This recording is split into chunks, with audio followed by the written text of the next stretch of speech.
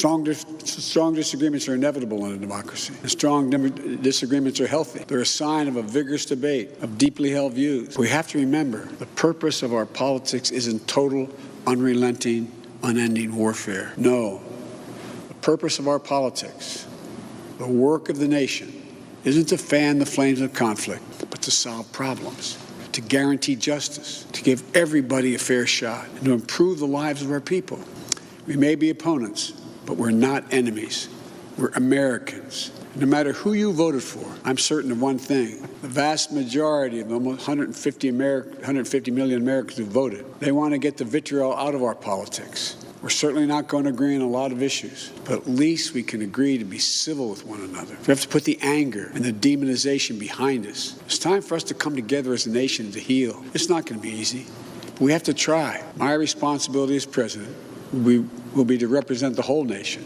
And I want you to know that I'll work as hard for those who voted against me as those who voted for me. That's the job. That's the job. That's the job. It's called the duty of care for all Americans. They weren't protesters. Don't dare call them protesters. They were a riotous mob. It's time for us to come together as a nation to heal. Insurrectionists, domestic terrorists. The purpose of our politics isn't total, unrelenting, unending warfare. Terrorists. That basic, it's that simple. Insurrectionists. We have to put the anger and the demonization behind us. Terrorists. I wish we could say we couldn't see it coming. That isn't true. We could see it coming. Past 4 years, we've had a president who's made his contempt for our democracy, our Constitution, the rule of law clear everything he has done. He unleashed an all-out assault on our institutions of our democracy from the outset. And yesterday was but the culmination of that unrelenting attack. Terrorists. He's attacked the free press. Terrorists who dared to question his power, repeatedly calling the free press the enemy of the people. Language at the time he first used it, I and others said,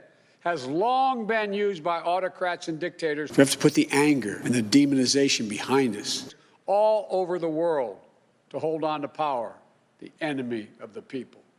Not only do we see the failure to protect one of the three branches of our government, we also saw a clear failure to carry out equal justice. If you used to say in the Senate, excuse a point of personal privilege. A little over an hour and a half after the chaos started, I got a text from my granddaughter, Finnegan Biden, who's a senior in her last semester at the University of Pennsylvania. She sent me a photo of military people, full military gear, scores of them, lining the steps of the Lincoln Memorial because a protest by Black Lives Matter. She said, Pop, this isn't fair. No one can tell me that if had been a group of Black Lives Matter protesting yesterday, they wouldn't have been treated very, very differently than the mob of thugs that stormed the Capitol. We have to put the anger and the demonization behind us. We all know that's true.